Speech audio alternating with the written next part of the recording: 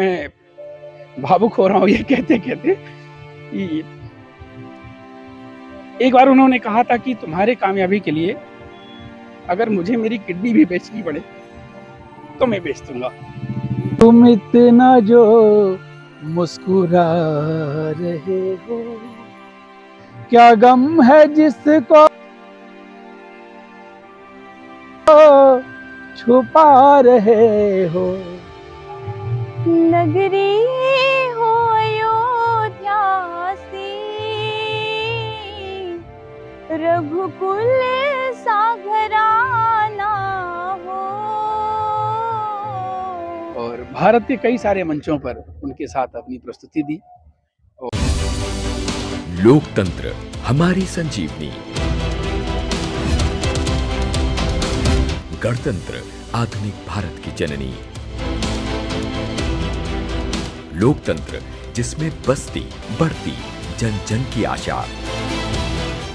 भारत नेपाल मैत्री महोत्सव 2024 का आयोजन जनपद सिद्धार्थनगर के सिद्धार्थ विश्वविद्यालय में आयोजित किया जा रहा है।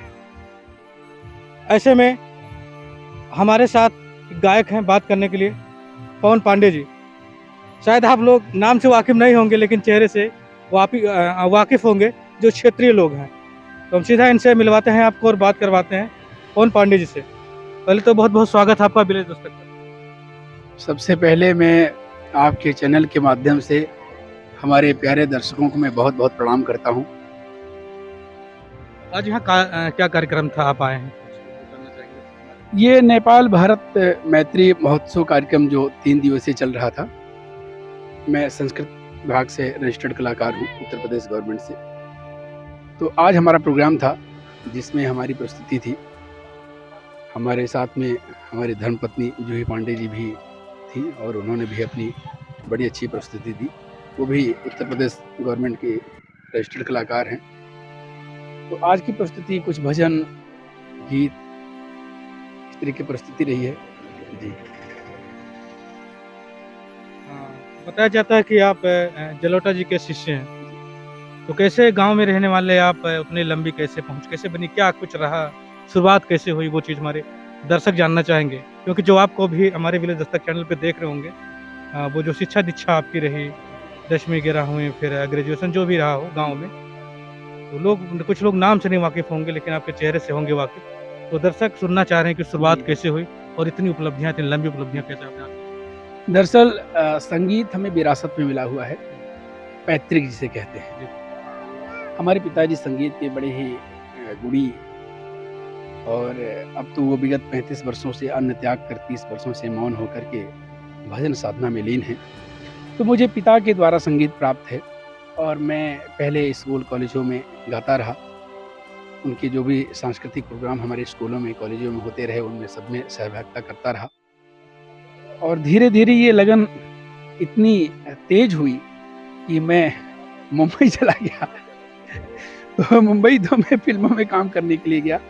हालांकि मैं पहले हीरो बनने गया था, तो हीरो तो मैं बाद में बना।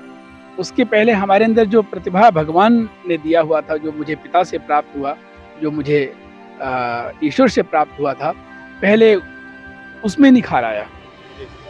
तो मैं पद्मश्री भजन सम्राट डॉक्टर श्री अनूप जलोटा जी, जो हमारे आदरणीय गुरु जी हैं, उनके सानिध्य में गया और वहाँ उनसे संगीत की शिक्षा दीक्षा ग्रहण कर और भारत के कई सारे मंचों पर उनके साथ अपनी प्रस्तुति दी। और अब उनके आशीर्वाद से कई सारे मंचों पर सोलो प्रस्तुति दे रहा हूँ। सिद्धार्थनगर में क्या आप कुछ कहाँ ऐसे प्रोग्राम किया है, वो हमारे दर्शक जानना चाहते हैं? सिद्धार्थनगर में आज़ादी का अमृत महोत्सव, मेरी माटी मेरा देश, सिद्धार्थनगर महोत्सव 2019, 2023, 2024 मुझे आने का सौभाग्य प्राप्त है। और यहाँ के जो भी दर्शक हैं, जनता है, हमारे जनार्दन है, हमारे जो देवतुल्य, मैं उन सबको बहुत बहुत प्रणाम करता हूँ कि मुझे 23 और 24 और 19 आप लोगों ने सुना, मुझे बुलाया, इसके लिए मैं बहुत बहुत धन्यवाद देता हूँ आप सबको। और मुझे पुनः ऐसे बुलाते रहें सिद्धार्थनगर महोत्सव में जी। ये भारत नेपाल मैत्री महोत्सव 2024 का आयोजन किया गया, इसको लेकर क्या कहेंगे आप? देखिए, ये तो बहुत अच्छा कार्य हो रहा है। जैसा कि अभी हमारे आदरणीय सांसद जी कह रहे थे कि बाकी के जो बहुत सारे देश हैं, जैसे आप पाकिस्तान को ले लीजिए, चीन को ले लीजिए, इन सब बॉर्डरों पर किस तरह का चौकसी किया गया है। पर आज तक नेपाल और भारत का जो सीमा है, वहाँ कोई इस तरह की व्यवस्था नहीं है और उधर के लोग इधर आते हैं, हमारे लोग उधर जाते हैं और यहाँ तक कि अपने बहू बेटियों को भी ले आते हैं, मतलब शादी विवाह भी करते हैं, ठीक है। तो इस तरह का जो प्यार है, जो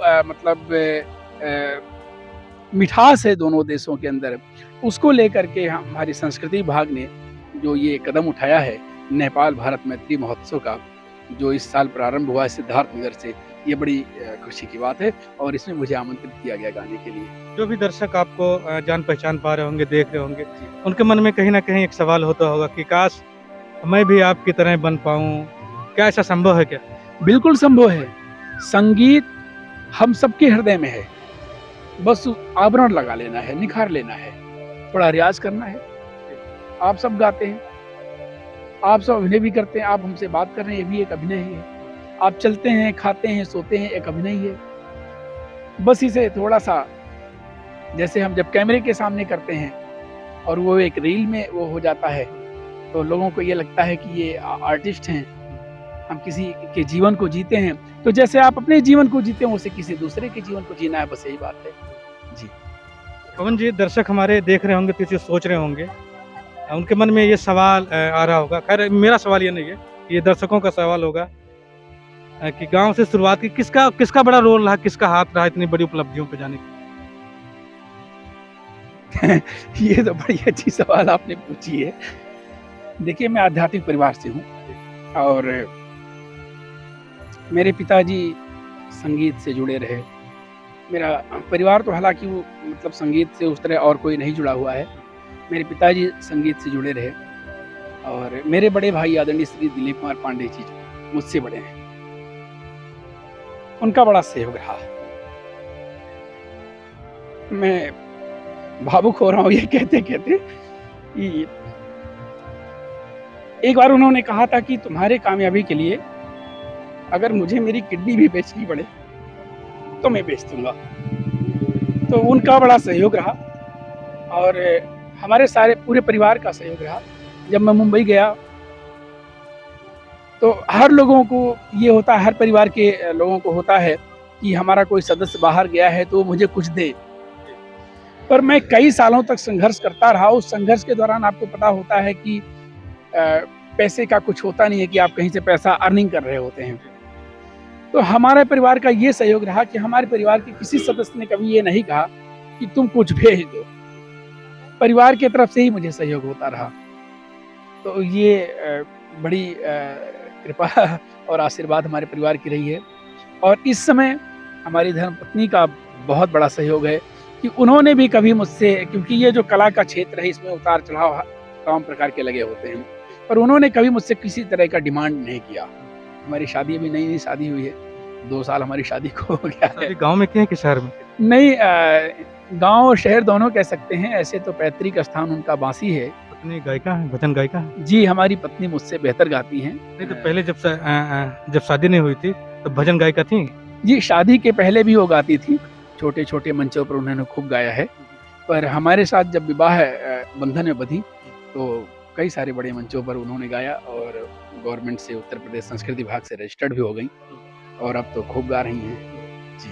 पर यह है कि ये प्रतिभा गायन की उनमें भगवान का दिया हुआ प्रतिभा है और गॉड गिफ्टेड है ये। पवन जी, आपने परिचय नहीं बताया, सिद्धार्थनगर में कहाँ से रहने वाले हैं और आपने अपने पिताजी का बड़ा जिक्र किया, वो थोड़ा सा समझना चाहेंगे? देखिए, मैं यहीं भटोली एक गांव है जो बर्डपुर ब्लॉक में पड़ता है, सोहरतगढ़ विधानसभा में। मैं वहीं का रहने वाला हूँ, भटोली बाबा। जब मौनी बाबा का नाम मैं सुना हूँ, तो वहीं के तो नहीं है भटोली? जी जी जी जी, मौनी बाबा जी जो हैं वो आदरणीय मेरे पिताजी हैं और मैंने उन्हीं से दीक्षा भी लिया हुआ है और वो पूज्य योगी राज देवराहा बाबा के शिष्य हैं जी। देवराहा बाबा तो अब नहीं रहे, पर पिताजी उन्हीं के शिष्य हैं और विगत 35 वर्षों से अन्न त्याग कर 30 वर्षों से मौन होकर के साधना में लीन है वो। और हमारे वहाँ नाम संकीर्तन 24 घंटे चलता है और वृद्ध सेवा, संत सेवा, गौ सेवा, इस तरह की सेवाएँ हैं। जी। तो ये हमारे साथ बात कर रहे थे पवन पांडे जी, जो सिद्धार्थ नगर से बिलॉन्ग करते हैं और यहाँ एक छोटे से गांव भटौली के निवासी हैं। इसी कड़ी में मैं इनकी पत्नी से बातचीत करूंगा, जानना चाहूँगा इनका सफ़र कैसा रहा गायकी के क्षेत्र में। तो अगली कड़ी में हम मिलवाते हैं इनकी पत्नी से इनको।